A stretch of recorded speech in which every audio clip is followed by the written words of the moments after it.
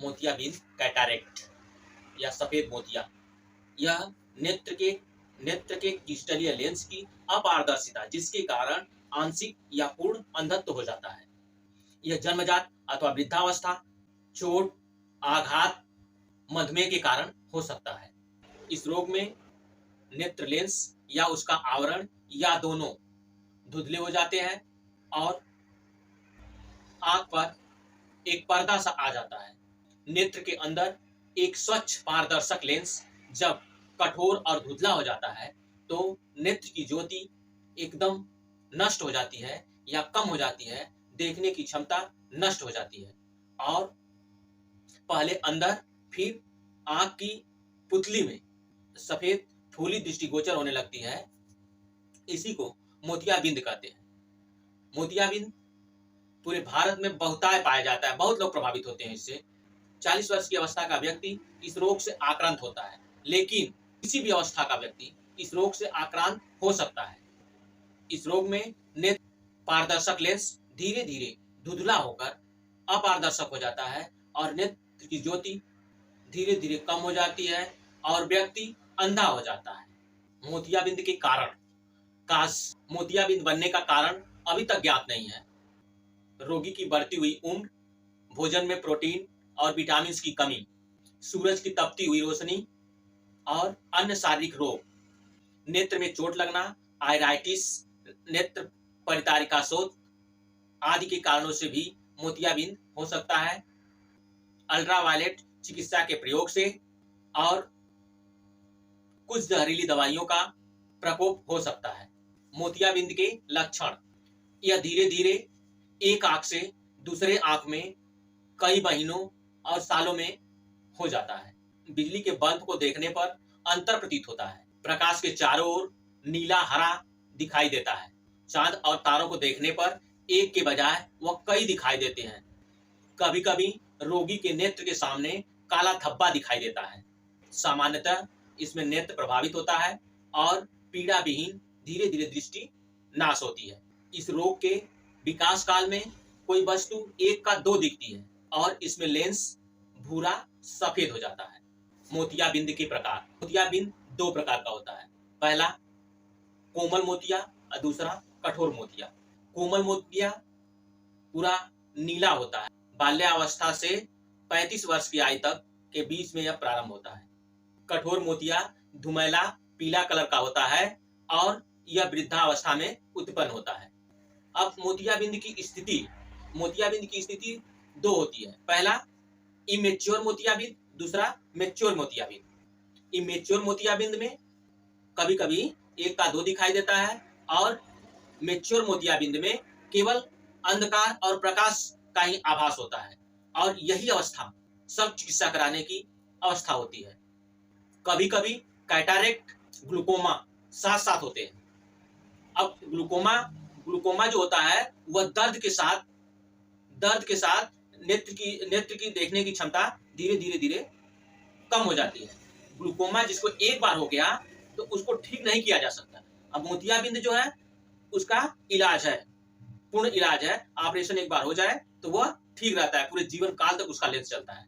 और सबलबाई या काला मोतिया या ग्लूकोमा जिसे कहते हैं, यह जो है कि जिस व्यक्ति को हो गया तो समझो कि जितनी विकृति हो जाती है उस रोग के कारण, यदि व्यक्ति जांच नहीं कराता है तो उस रोग के कारण जो विकृति हो जाती है उसे ठीक नहीं किया जा सकता है। तो विकृति क्या हो जाती है? जो उसमें ऑप्टिकल नर्व्स होती हैं वही खराब हो जाती है। तो आंख में ऑप्टिकल प्रेशर होता है जिसके कारण और ऑप्टिकल नर्व्स जो होती है वो खराब हो जाती है और दृष्टि जो है कि खत्म हो जाती है।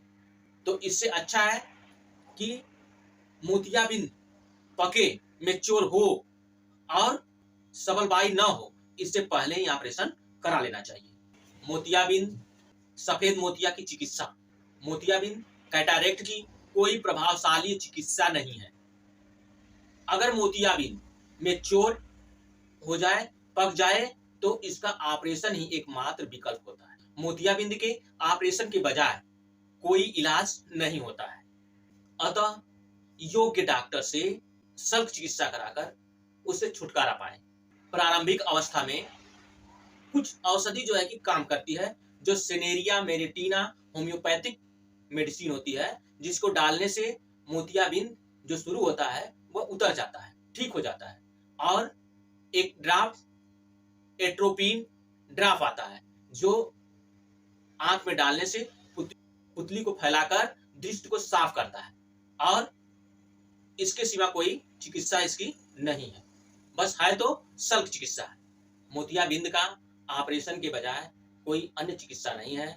प्रारंभिक अवस्था में चश्मे से काम चल जाता है, लेकिन मोतियाबिंद बढ़ने के साथ साथ चश्मे का नंबर बदलता रहता है।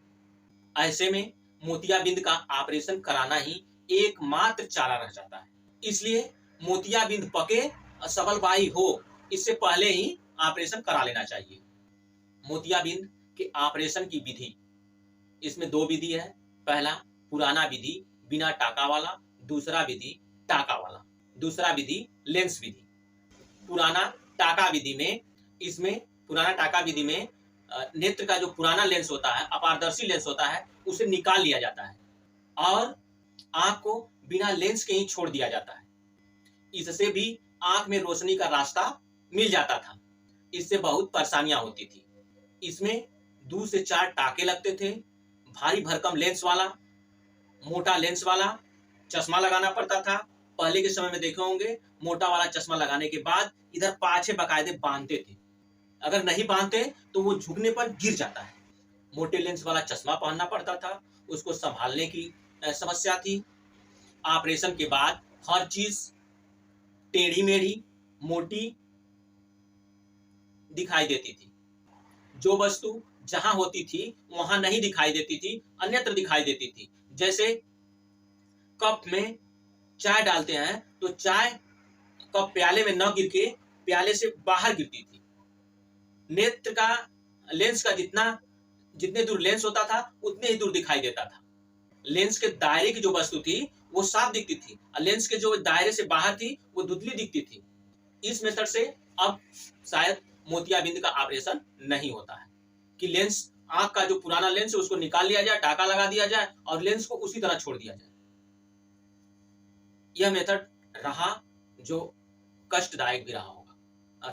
मोतियाबिंद पके या न पके, उसका ऑपरेशन करा लेना चाहिए। जब रोजमर्रा की जिंदगी में बाधा डालने लगे तो उसका ऑपरेशन करा लेना चाहिए। किसी भी मौसम में ऑपरेशन हो सकता है। मोतियाबिंद के ऑपरेशन में जो खराब और कुदरती लेंस जो पहले से होता है उसको निकाल लिया जाता है, जिसे इंट्रा ऑकुलर लेंस कहते हैं। उसको निकाल लिया जाता है, फिर उसी स्थान पर दूसरा लेंस लगा दिया जाता है। इस विधि में आंख में चीरा लगा के और खुदरा लेंस, जो पुराना वाला लेंस है, उसको निकाल दिया जाता है और जो आर्टिफिशियल लेंस होता है, एक दूसरा लेंस, बनावटी लेंस, उसमें डाल दिया जाता है और टाका लगा दिया जाता है। जिंदगी भर आंख में रहता है और रोशनी को पर्दे पर फोकस करता है, जिससे साफ दिखाई देता है। लेंस का नंबर पहले से अल्ट्रासाउंड से निकाल लिया जाता है। इसमें रोगी को रोजमर्रा के कामों को करने में आसानी हो जाती है। छोटी बारीक कोई भी वस्तु को देख सकता है। इसमें चश्मे की आवश्यकता नहीं पड़ती। अब इसी ऑपरेशन में जो ये ऑपरेशन होता है, अब यही ऑपरेशन लेंस उसमें भी लगता है, मगर उसमें मात्र 3 mm का एक चीरा लगाया जाता है, जिसमें फोको मशीन, इस विधि को जो है कि फोको इमल्सिफिकेशन कहते हैं, फोको विधि भी कहते हैं। इसमें 3 mm का चीरा लगाया जाता है आंख में और उसी में फोको मशीन डाली जाती है और जो मोतिया होता है उसको चूर करके निकाल लेता है और उसके स्थान पर एक फोल्डेबल, मुड़ने वाला लेंस लगा दिया जाता है और इसमें टाका की कोई झंझट नहीं होती है। अतः इसे बिना टाका वाला ऑपरेशन कहते हैं। यह ऑपरेशन कॉस्टली भी होता है, मगर इससे विशेष लाभ यह है कि व्यक्ति का आज ऑपरेशन हुआ, वह कल ही अपना पूरा काम, बारीक काम कुछ भी करना प्रारंभ कर सकता है। इसमें 2 हफ्ते बाद ही उसको फाइनल चश्मे का नंबर दे दिया जाता है, जबकि टाके वाले ऑपरेशन में 2 महीने बाद नंबर दिया जाता था। सुझाव में रोग के प्रारंभिक अवस्था में ही किसी नेत्र रोग विशेषज्ञ के यहाँ जांच करा लेना चाहिए। मोतियाबिंद पका नहीं है तो 1-2 सप्ताह बाद फिर डॉक्टर से जाके मिलना चाहिए और उसकी जांच कराना चाहिए और डॉक्टर से इसके लिए सलाह लेना चाहिए। यह ऑपरेशन बहुत ही आसान है। ऑपरेशन किसी भी ऋतु में, चाहे जाड़ा हो, गर्मी हो, बरसात हो, किसी भी ऋतु में हो सकता है, मगर जाड़े वाले सीजन में अधिक समय तक चित्त लेटा जा सकता है और इसी मौसम में ही, जाड़े के ही मौसम में चिकित्सालयों में अधिक से अधिक मरीजों की भीड़ होती है।